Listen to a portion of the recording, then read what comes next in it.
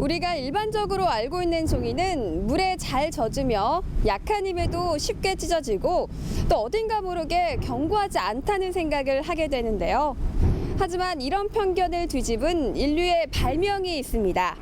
바로 종이컵이죠. 말 그대로 종이로 만든 컵. 이 종이컵에는 과연 어떤 원리가 숨어 있는지 알아보겠습니다. 종이의 대표적인 생산품으로 자리 잡은 종이컵. 휴대가 편리해 컵의 대용으로 주로 사용하고 있습니다.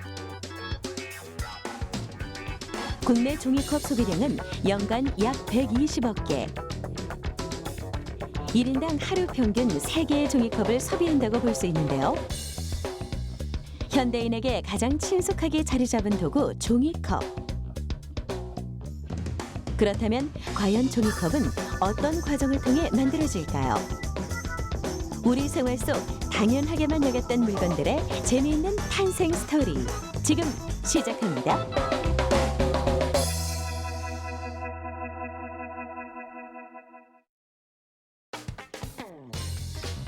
종이컵의 공정 과정을 알아보기 위해 찾은 인천의 한 공장. 종이컵의 제조 공정은 크게 두 가지로 나눌 수 있습니다.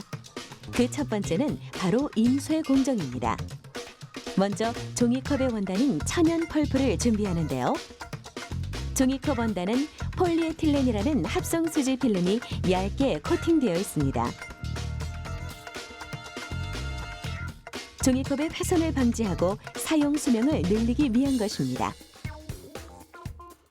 이 종이컵도 종류가 다양하게 있는데요. 사용 용도에 따른 각각의 차이점은 무엇이 있을까요?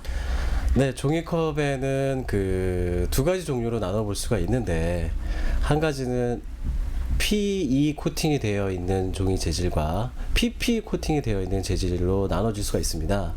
이제 그 종이컵은 차가운 음료도 마실 수 있지만 뜨거운 음료도 마실 수가 있기 때문에, 그래서 그거를 내열 온도로 나눠지는데, PE 코팅은 110도까지의 내열 온도가 되고, 그다음에 PP 코팅은 160도까지의 내열 온도가 형성이 됩니다.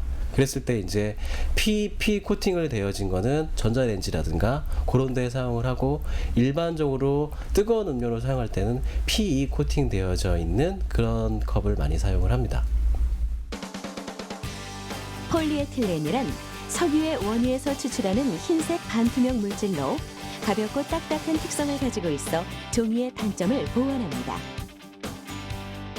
기존의 종이보다 내구성과 방수성이 높은 종이컵 원단은 절단 단계를 거치는데요.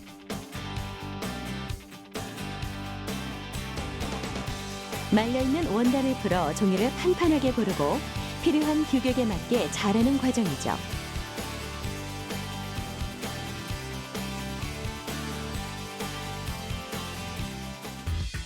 다음은 인쇄 단계입니다. 원하는 색의 잉크를 한 가지만 사용해 인쇄하는 것이 아니라 다양한 색을 여러 번 덧입히는 방식으로 인쇄하는 과정인데요.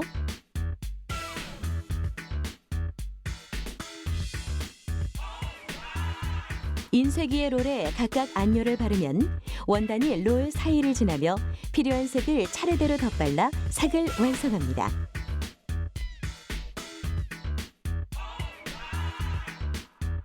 이 원리를 통해 원하는 디자인과 컬러의 완성도를 높일 수 있습니다.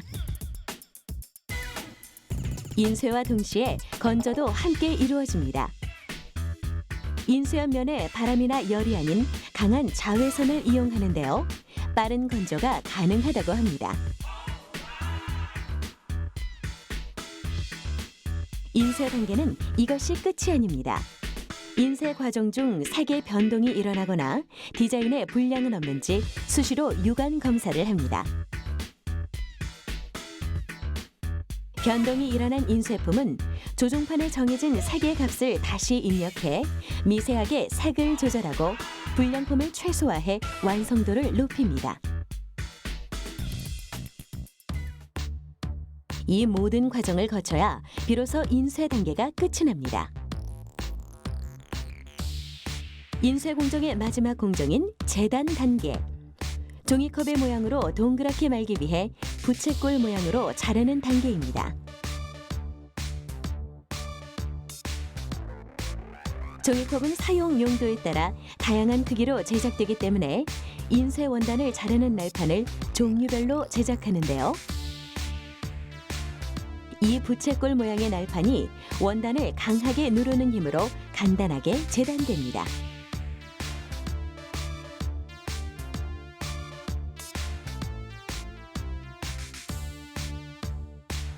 이제 재단된 원단은 부채꼴 원지만 분리한 후 다음 공정으로 넘어갑니다.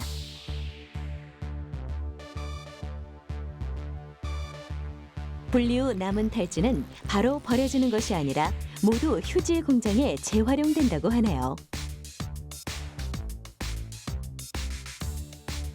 종이컵 제조 과정 두 번째는 성형 공정입니다.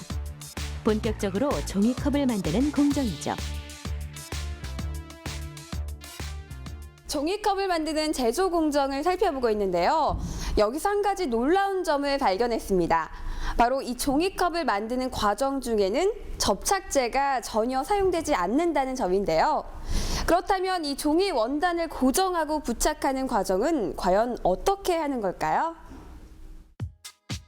성형 공정은 인쇄 공정과는 다르게 공정 단계가 간단합니다.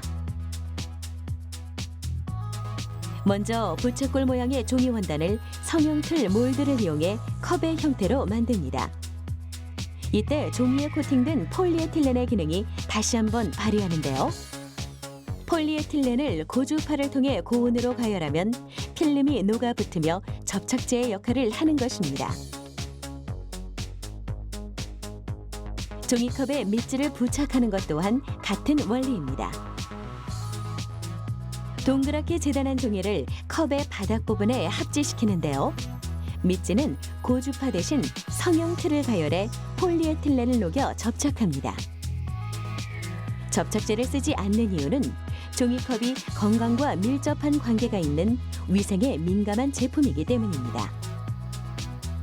밑지 작업이 끝나면 컵의 제일 윗부분을 바깥쪽으로 동그랗게 말아 컵 입술을 만드는 커링 과정을 거칩니다. 커링 과정은 단순히 입술이 베이는 것을 방지하는 것뿐만이 아니라 종이컵 형상을 유지하기 위해 힘을 더하는 것인데요. 이 커링 부분이 컵의 지지대 역할을 합니다. 이렇게 성형을 마친 종이컵은 강한 바람의 압력을 받아 포장기계에 연결된 호스 안으로 이동하는데요. 이 과정에서 대부분의 미세먼지와 이물질이 제거된다고 합니다.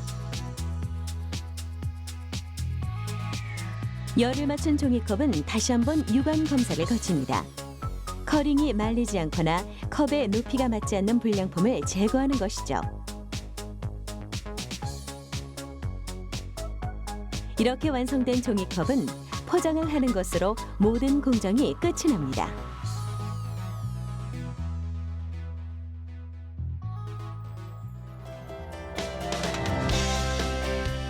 음료가 새지 않고 뜨거운 온도를 견디며 쉽게 형태가 무너지지 않는 종이컵. 종이컵의 편리함은 절대 단순하지 않은 공정과 과학 원리 속에서 탄생한다는 것을 알 수 있었습니다. 음료를 따라 마시는 용도부터 음식물을 담아내는 용기까지 이미 다양한 쓰임새로 우리 생활 깊숙하게 들어와 있는 종이컵. 한번 사용하고 버리는 일회용이기 때문에 단순하게 제작되는지 알았지만 한 장의 종이로 시작해 컵이 되어 우리 손에 오기까지는 수많은 공정 과정과 기술이 필요하다는 것을 알 수 있었습니다. 생활 속 도구를 바라보는 새로운 시선, 사이언스 오브 메이킹. 다음 주에도 계속됩니다.